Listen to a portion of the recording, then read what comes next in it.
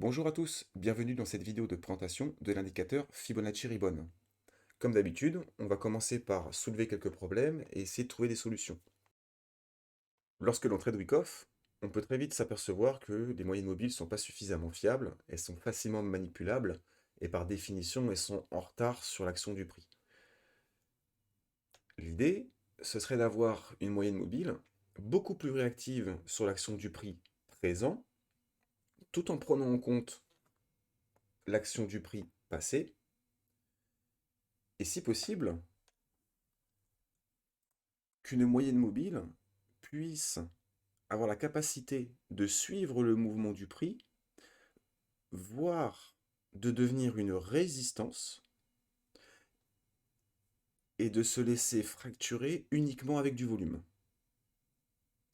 On sait que dans les dernières phases de marché, on a du coup le début du selling climax pour une redistribution.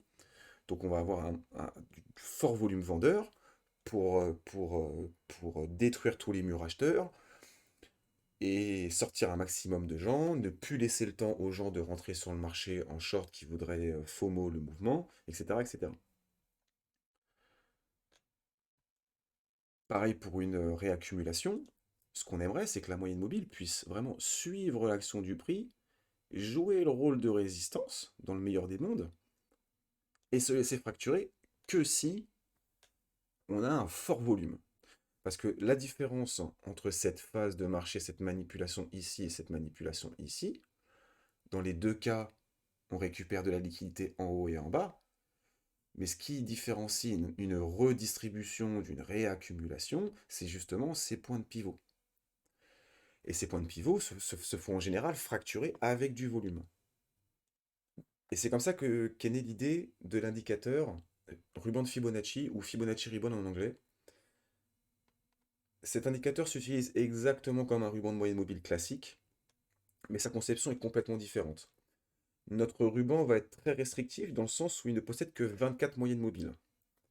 Il va avoir 12 moyennes mobiles courtes qui vont vraiment se coller au prix et se laisser fracturer plus ou moins facilement selon la moyenne mobile qu'on va sélectionner.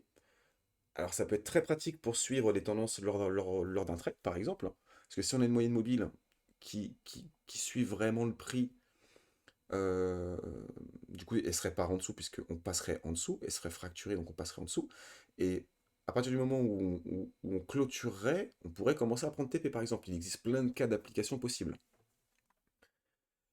On va avoir aussi 12 moyennes mobiles longues qui vont servir plus ou moins de support et de résistance.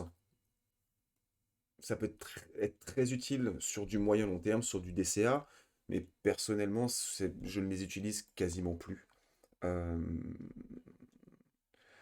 je vais vous montrer. Alors là, on va avoir le ruban au complet. On a les 24 moyennes mobiles.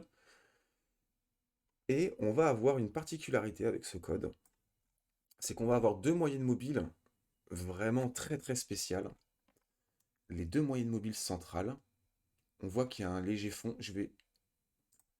hop, peut-être ce sera plus facile comme ça.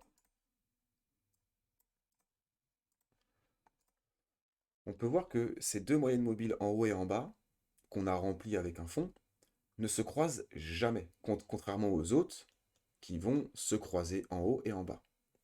C'est vraiment la particularité du code, et ce canal va vraiment être un peu le point pivot de l'indicateur. Il va nous permettre d'afficher une tendance de fond. Il va être très pertinent quand il va s'agir de devenir support, résistance et compagnie. Alors bien sûr, il ne faut pas trader qu'avec ça, mais on va voir que si on enlève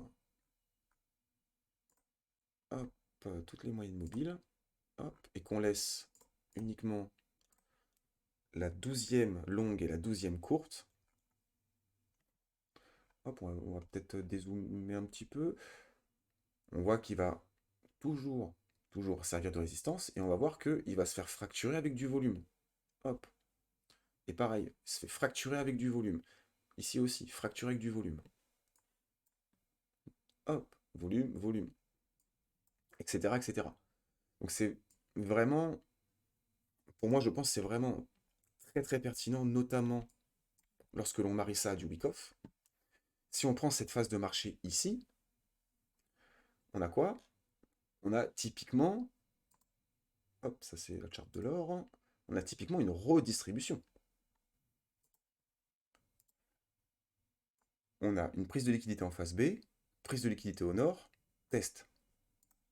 Prise de liquidité en face B, prise de liquidité au nord, test. Ensuite, manipulation, création de liquidité, comme on a vu dans le tutoriel sur les volumes. Le marché a besoin de se créer de la liquidité. Il sait où il veut aller. Pour ça, il a besoin de se créer de la liquidité. Donc, il va manipuler, prendre son temps, casser des trendlines, enfin, créer des trendlines, créer des supports, des résistances, des divergences, tout ce qu'on veut. Il va surtout créer de l'incitation acheteuse, laisser les gens, laisser autant, pardon, laisser les gens, leur laisser du temps pour rentrer, je vais y arriver. Et ensuite, on va sélectionner tout le monde avec du volume. Donc ici, pareil, on, on remonte en fait dans le schéma, on remonte ici. Bon, ça c'est du complexe pullback, mais on remonte prendre la liquidité au nord, comme dans le schéma. On manipule tout doucement, on prend son temps, on n'est plus sur des mouvements très impulsifs. On prend son temps, on crée la liquidité, on crée encore de la liquidité au nord. Ça nous forme un joli W. Hop, W ici. Donc, alors premier W ici, deuxième W ici, troisième W ici. To the moon. Non, en fait non, ça fonctionne pas comme ça. Donc on est bien sur une redistribution. Et ce qui, alors, on pourrait être sur une, on pourrait tout à fait être sur une réaccumulation, ça pourrait tout à fait repartir au nord. Ce qui fait que ça repart pas au nord, c'est les volumes. Clac. Et c'est là que le ruban de Fibonacci va prendre son sens. C'est que vu que le code est conçu pour être cassé avec du volume, on sait qu'on repart sur une redistribution, etc., etc. Alors je voulais prendre cet exemple-là parce qu'il était très parlant. Ici, les gens étaient vraiment, vraiment, vraiment bullish, et alors que non. Il y avait pas de raison. À partir du moment où on casse avec du volume dans le sens inverse, c'est qu'on a, c'est qu'on n'a pas fini. C'est qu'on n'a pas fini. La grande question de cet indicateur, c'est comment faire le tri parmi toutes les moyennes mobiles. Alors ça, c'est vraiment une question de goût, probablement. Mais aussi, il faut réaliser des backtests. À titre personnel, j'ai une préférence pour les moyennes mobiles 4 et 7, les moyennes mobiles courtes 4 et 7, et le ruban. Je vais estimer qu'en tendance, par exemple si on zoome ici, je vais estimer qu'en tendance, tant qu'on ne casse pas la moyenne mobile 7 et que le prix navigue entre la moyenne mobile 4 et la moyenne mobile 7, comme ici, j'ai pas de raison de prendre TP. Là, je peux prendre TP, et j'ai pas de raison de sortir de position tant que le ruban ne m'indique pas un possible retournement. On commence ici à indiquer un possible retournement, etc. etc. Alors, c'est pas une règle universelle, il y a plein de façons d'utiliser les moyennes mobiles. Chacun a sa façon. Par contre, ce qu'on peut pas nier, c'est qu'en termes de backtesting, si vous utilisez l'outil backtest, vous verrez que la moyenne mobile 4 et la moyenne mobile 7 sont en général les moyennes mobiles les plus pertinentes avec les moyennes mobiles 12. Euh, pour ça, vraiment, je vous laisse faire tous les tests avant de prendre d'éventuelles décisions. Euh, je dirais que ça dépend aussi des goûts et des couleurs. Il y en a qui vont vouloir afficher un ruban complet, etc. Personnellement, je trouve que ça occupe trop de place sur l'écran, les moyennes mobiles. J'aime bien avoir une vue dégagée sur le prix. Euh, et si, et si je devais en choisir qu'une, ce serait la 7. Vraiment, pour moi, c'est vraiment la moyenne mobile la plus pertinente. On peut aller sous plusieurs unités de temps. On voit que si on prend des positions, on peut sortir quand on passe dans le violet. On peut aussi se dire que tant que le canal est bearish, on prend que des positions bear. On prend aucune position longue. Donc, ce qui fait que toutes ces positions, on ne les prendrait pas. Par contre, on pourrait prendre tous les selles. Hop, et on prendrait uniquement les ventes.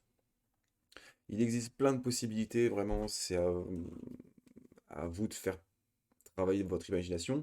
On va on va développer de nouveaux outils de backtesting pour le ruban, notamment avec plusieurs croisements, etc. Et puis on va pouvoir mieux comparer, faire un peu comme le ruban de moyenne mobile classique, où on va pouvoir comparer des dead cross, etc. Je pense qu'il y a pas mal de choses encore à faire avec cet indicateur. On a poussé encore le code, on est encore en train de développer de nouvelles possibilités, on réfléchit à de nouvelles moyennes mobiles. Voilà, je pense avoir fait le tour de cet indicateur, il y avait beaucoup de choses à dire. N'hésitez pas à utiliser la version backtestable. N'hésitez pas à partager vos meilleurs paramètres dans les salons. Et je vous dis à bientôt. Ciao!